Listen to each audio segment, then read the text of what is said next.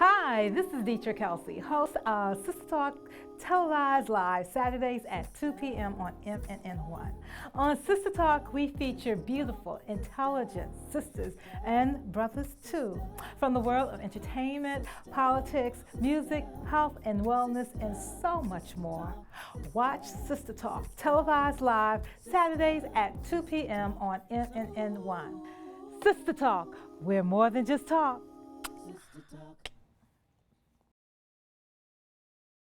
Something on your mind anytime. I'm here to listen. Sister Talk. When you need someone who understands, I know what you're missing. Sister Talk. No matter what you're going through, don't worry, I ain't going nowhere. Sister Talk. If you ever feel alone, say the word, I'll be right there. Sister Talk. Sister, sister, sister, sister talk, sister.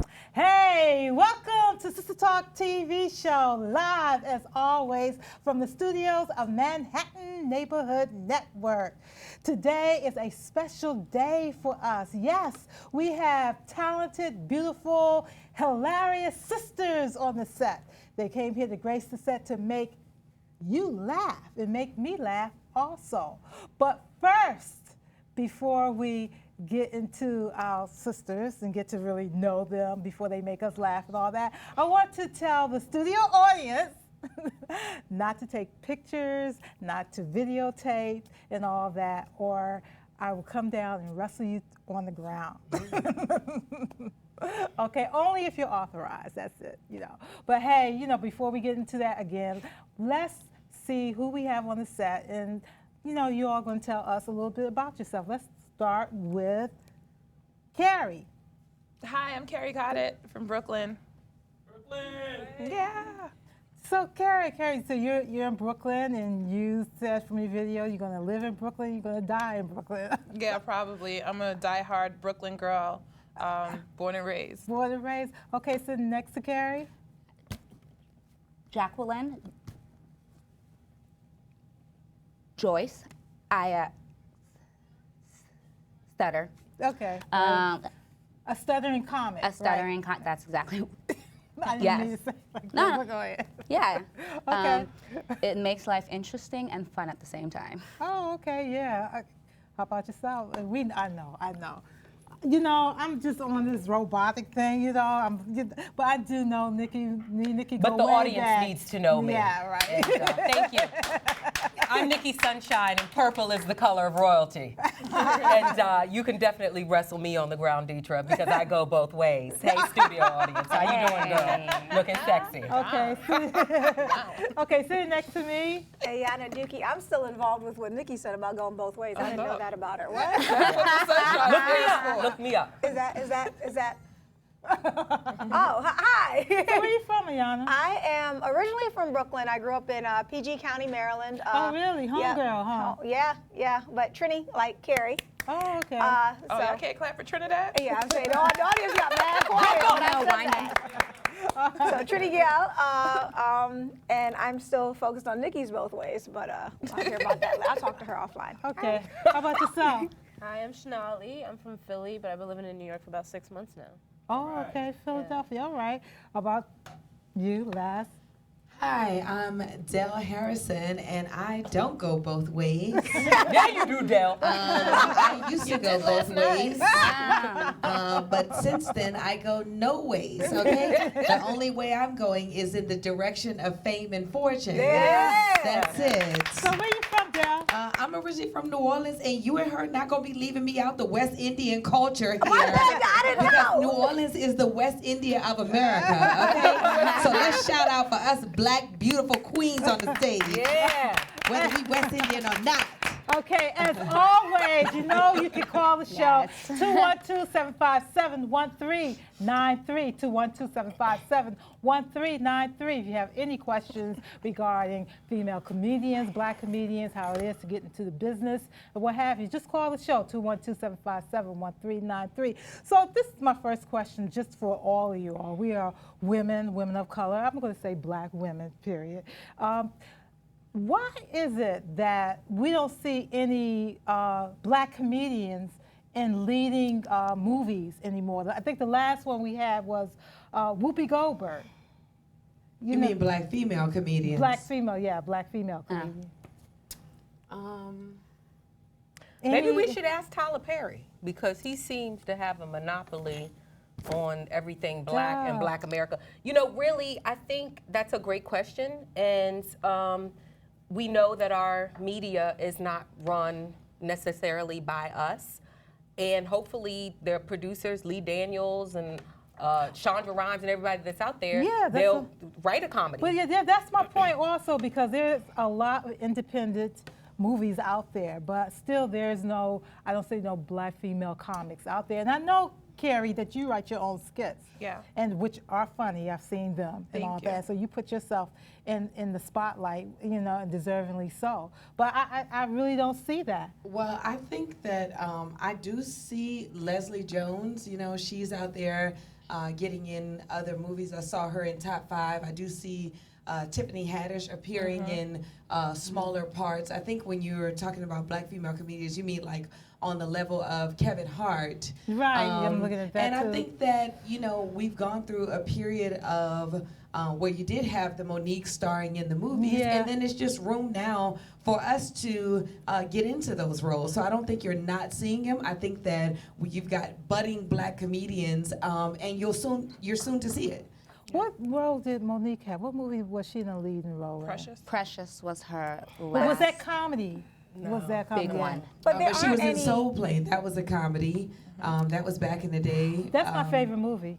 Oh, Soul Plane. Yeah, But one of my I favorite think movies. Deetra brings up a good point that there is a void in entertainment in America, and black women aren't there. And I'm very hopeful, because I'm out in the comedy clubs and I see a lot of funny women, and I'm excited to see what's going to happen in the future, because it's due season right now. Yeah, it seemed like SNL, you know, they have a whole cast of black female comics. I'm seeing that. Not a whole cast, but I see a lot. Not a whole cast, but it seemed like they hired some writers, I think 2 or 3 writers. And that was thanks to Carrie, too. Carrie wrote that article that got that SNL. Thank Yeah, you. she's the reason that we have blacks on. I don't know why they don't have Carrie. Damn it, where's my camera? Why the hell don't y'all have Carrie over there? Okay. But anyway, she is the reason that Sashir and Leslie and those folks are on SNL because of her article. So you know, we are powerful. Oh yeah, I Yes, read indeed. the article. I, didn't connect that you wrote that. What possessed you to write that? Well, it was a time when Kenan Thompson came out and people were asking, why are there no black female comedians? And he was like, whenever we audition them, we just can't find ones that aren't ready. And I was like, if it's not that SNL, it's not that black women aren't ready, it's that SNL is not ready for black women. And I did like a whole historical analysis of the way that anytime they had a black woman on the show, how she was forced to play these stereotypical one-dimensional roles, and you have these white men writing for the voice of black people that are not authentic. So it's always like, we're playing these stereotypical roles. So in the article, I basically said that for any change to happen, not only does SNL need to have like more black female comedians, but they need to have more black people, period, in the writer's room. Because you can't have people like, oh, well, I know what black people sound like. It's not authentic and it's disingenuous. That's interesting, because I know when Eddie Murphy first came into Saturday Night Live and he got the movie 48 Hours.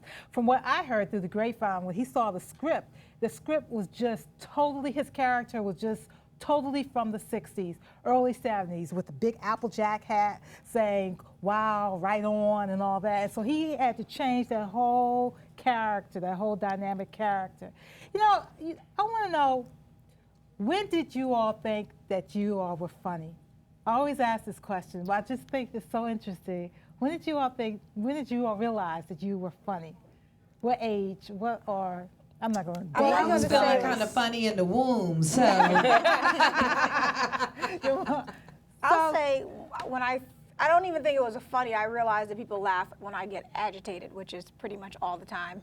That I'm always angry. Like I'm at a base level of angry at just everything. And I'm sitting by you, right? I'm not violent. I'm just angry. Okay. So, and when I went to the University of Maryland on College Park for engineering, and we had a black engineers lounge because obviously, like comedy, engineering is the same way. And I would just always be in there just talking crap about whether it be relationships or just things that people are going through. And my classmates, they're like, why don't you try comedy? I never thought about doing it a day in my life. I always wanted to be a movie star, but my parents are from Trinidad, and they were just like, we ain't coming to this country for that nonsense. So you're gonna go get this engineering degree, and that's gonna be that. How about Carrie? I heard about you. I heard about how you're funny. I heard about you talk about your mom and stuff like that. I don't know if it's true or not, but it seems like you make pain comedy out of pain. When did you realize that you were funny?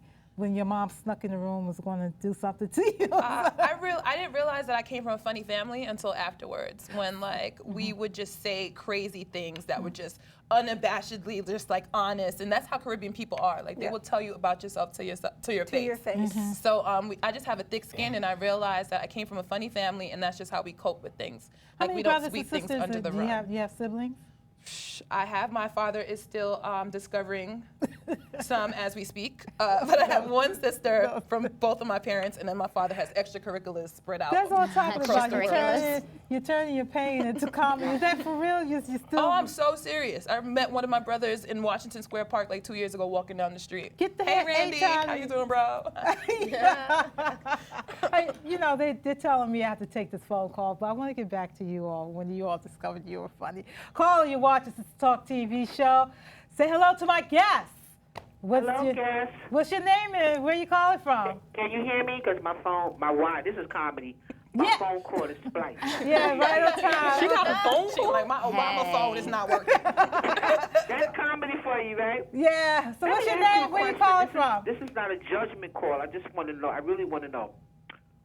Female comedians are hysterical. I mean, she always has these comedians, these female comedians that are like off the hook.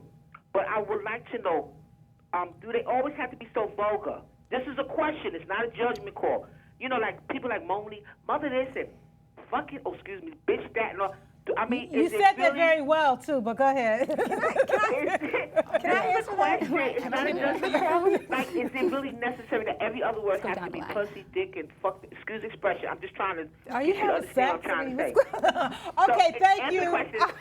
I want to, and sometimes I think when a lot of times when people see urban comedy, that was one of the stereotypes I wanted to get away from. I am biracial.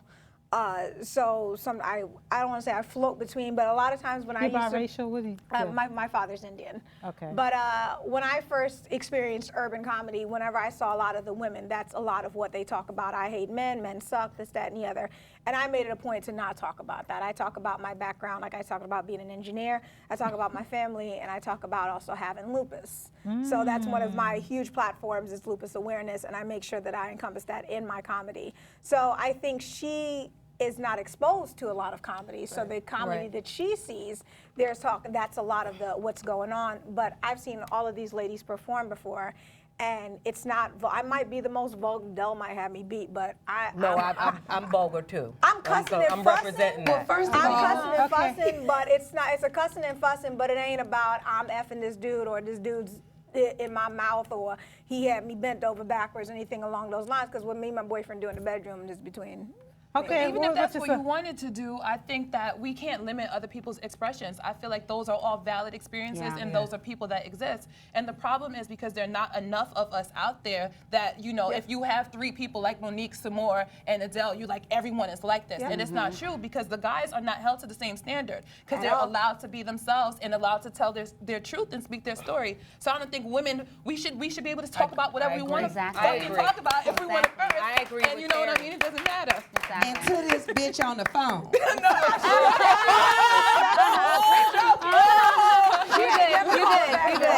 did. Never call her back. Let me approach this bitch on the phone. No, I'm just joking.